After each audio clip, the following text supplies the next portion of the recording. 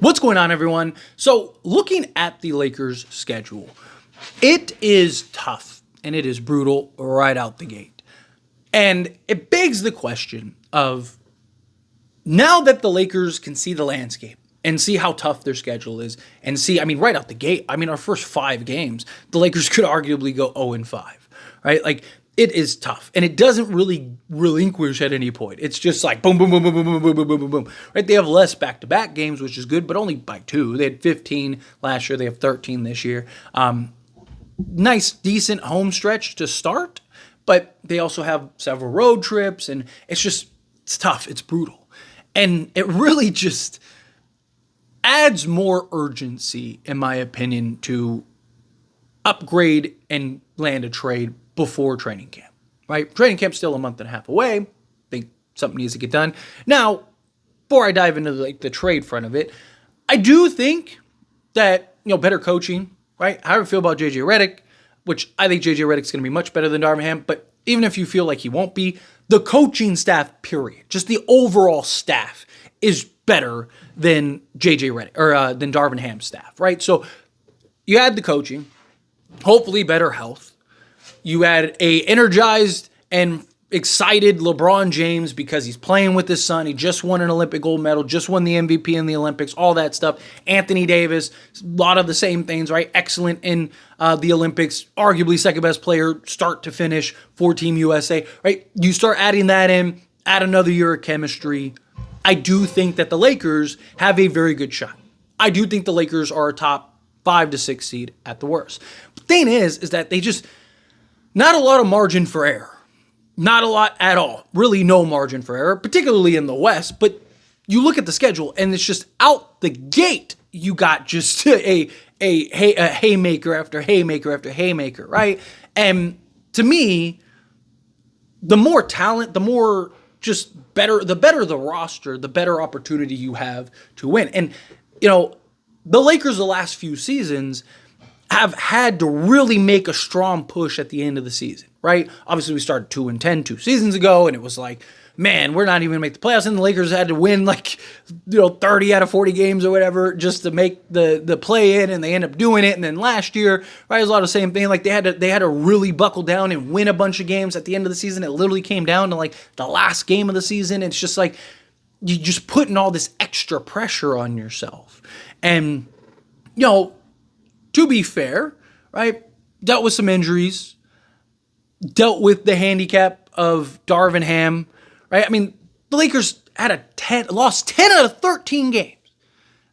10 out of 13 games. Because Darvin Ham just started doing all this crazy stuff and changing the rotation and, benching guys that shouldn't have been benched at the time they were benched, and just playing Torian Prince 40 minutes a game, and, Cam Reddish 35 minutes. It was just like, what are we doing here, dude? If the Lakers would have won half of the games that they lost, they're a top 4 seed, right? So again, this is a team that even through all the noise and chaos and all that still won 47 games. So I do have a lot of confidence in the Lakers, but I'd be more confident if we were able to pull off a trade, particularly 2, right?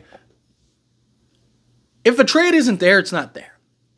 I am still confident that prices start coming down once we get closer to training camp, right? Which we're like a month and some change away, month and a half away. Season doesn't start till October 22nd. So you have, basically 2 weeks before that, and then you got preseason stuff. So talking end of September, right, is when training camp will begin. So to me, you still have a lot of time to still work stuff out, figure stuff out. Now that teams kind of get to see, okay, this is what we're looking at. This is the daunting task we have ahead of us. I do think you'll start to see some teams kind of go, we could really use maybe a move now, where some teams are kind of, light early on, might go, you know what, hey, let's see, we have a favorable schedule early. Let's kind of see what this team's got now, and then kind of make the adjustment at the trade deadline. I don't want the Lakers to have to be one of those teams. Again, I don't mind if the Lakers make a trade deadline trade, but I'd prefer that trade is kind of hey, we just need, let's go get Seth Curry. We just need another shooter, right? Something like that, rather than here's a roster rehaul. Oh, here's Jeremy Grant and Bruce Brown and Walker Kessler and all this. And don't get me wrong, I would love if we got some real upgraded pieces, but I'd prefer it going into training camp. So JJ Redick has time to really kind of mold, figure guys out, figure out where guys are going to slot, the rotation, all that stuff, right? Because JJ Redick, as good as I think he'll be as a head coach, he's still a first-year head coach. And he's still going to take time to kind of figure stuff out. My hope is that Scott Brooks and Nate McMillan can help kind of alleviate some of that, right? And JJ does seem very open, does seem very willing to discuss and listen and kind of hive mind this season. So my hope is that translates well, and you get a guy in JJ who maybe has a couple things he needs to work on here and there, but for the most part, it's kind of smooth sailing. That would be ideal. But if you have a better roster and better fit and better pieces, right? Like, because the problem is the Lakers' redundancies. I don't think the Lakers have a bad roster. I just think they have too many redundancies and several holes that need to be addressed, in which you could clear up some of those redundancies to go get that, right? So like Rui and D'Lo in particular, because look, however you feel about Austin Reeves, Lakers aren't going to trade Austin Reeves. They're just not going to trade Reeves. So that's why, like, people are always like, why don't you ever talk about trading Reeves? I did last season. But guess what? Lakers are not going to trade Austin Reeves. So I'm not going to keep talking about somebody we know that the Lakers aren't going to trade unless Giannis becomes available, right? Like, they're just not going to trade Austin Reeves. But they are trying to trade D'Lo. They are trying to trade Gabe Vincent. Jared Vanderbilt's even kind of been on the chopping block for potential trades. Rui Hachimura, right? You look at it and there are redundancies, right? You have Austin Reeves and D'Lo, two guys that are very similar. And look, I've even said I would actually prefer to keep D'Lo. I just think D'Lo's overall the better player. He's a better volume shooter, better playmaker. He's been actually better defensively, although I think Austin Reeves is the better defender.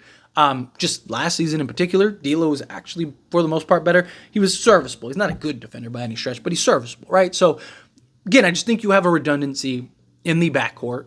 I think Rui, as long as you have LeBron, Rui's never really going to be able to be slotted properly and also get the minutes and opportunity that's needed for him to actually have a significant impact, right? So, again, people are like, why would you trade Rui for Jeremy Grant? Because Jeremy Grant just makes more sense and is a better fit. It's not, even if you think Rui is the better player, which I do think Jeremy Grant is better than Rui, but even if you don't, even if you think Rui's the better player, there's no denying that Jeremy Grant is the better fit. He's a better natural three than Rui is, right? So I just think you get that. And then, like I said, you get even like a Bruce Brown, who, again, Bruce Brown, there's questions about his shooting and stuff like that, but he makes more sense alongside Austin Reeves. If Austin Reeves can kind of get back to being that quality three-point shooter and get back to being more consistent, then Bruce Brown just makes so much more sense. The problem is if Austin Reeves still struggles and is inconsistent again, then you might end up being in trouble again. But I just like the idea of Bruce Brown, point of attack, gives you some athleticism out on the perimeter, can apply some rim pressure, knock it down in the mid-range, right? Like, he can go get buckets, make plays, do a little bit of everything, right? He could be your like Alex Caruso type, right? Which the Lakers need, that point of attack defensive guard, right? He could be a souped up version of Gabe Vincent, right? That would be ideal. Somebody that has athleticism that's slotted alongside Austin Reeves. I've even talked about, Colin Sexton. I don't hate the idea of going and getting Colin Sexton, especially if you can get a Walker Kessler in the deal, right? Yes, there's questions about, who's better. A lot of people like D'Lo's better than Sexton. Why would you do that? But again, it's about keeping all the things that D'Lo does great, right? Sexton can still shoot threes, still make plays. Yeah, he's not the playmaker. He kind of gets tunnel vision, right? He's not without his flaws, but when he's locked in and engaged, he's a better defender. He's much more athletic, which, again, the Lakers need some athleticism. They need some injection of youth and athleticism out on the perimeter. That's why I've made the argument of bringing Austin Reeves off the bench and having a Max Christie start, right? Just to give you some defense and athleticism out, and it just makes more sense alongside D'Lo. So to me, it's just like, I'm looking at the schedule, and it's very unfavorable. Very unfavorable. And it's just, I think that there's a real argument that the Lakers kind of are in more of a need. Where if let's say the schedule was, easier to start. Let's say it was harder towards the end, like towards the back. It's like, man, the start of the season, first 20 games, that's easy. Like, man, let's go, right? We could be, 15-5 through the first 20 games. If it was something like that, I'd say take your time. Be patient. Don't worry about it, right? Because it's like, you're good. No, this schedule starts brutal. And then it doesn't get any easier. And then the last 15, 20 games of the season are brutal. So it's just like, it makes me want a trade more now than previous. Where again, I still preach patience, right? No trade is better than a bad trade. I'm not saying now go give 2 firsts for Jeremy Grant. No, nothing like that. I'm not saying you do anything crazy. You do anything like out of desperation. But if I'm Rob Pelinka, I'm looking at the schedule and going, you know what? Maybe I need to put a little more pressure on on some of these teams because, man, like this looks tough. But anyway, as always, this is a discussion. I pass the question on you. Let me know your thoughts and opinions down in the comments below. What do you think? 94, what are your thoughts? Do you think after seeing the schedule, yeah, like Lakers definitely need more or need a trade more now than ever? Do you think like, nah, nothing's really changed? Same thing. West, which is a good, fair argument that the West is stacked regardless, right? So it was going to be a tough schedule no matter what. But there's the way in which it flows that is concerning with the Lakers roster. But again, however you feel, whatever your thoughts are, I'd love to hear it. So let me know down in the comments below. That being said, if you haven't liked this video, hit that like button. Helps me a lot. Helps me enjoy these types of videos, and I truly appreciate it. Not subscribe channel, hit that subscribe button, turn on the bell notifications. Appreciate y'all. See you in the next one. Thank you.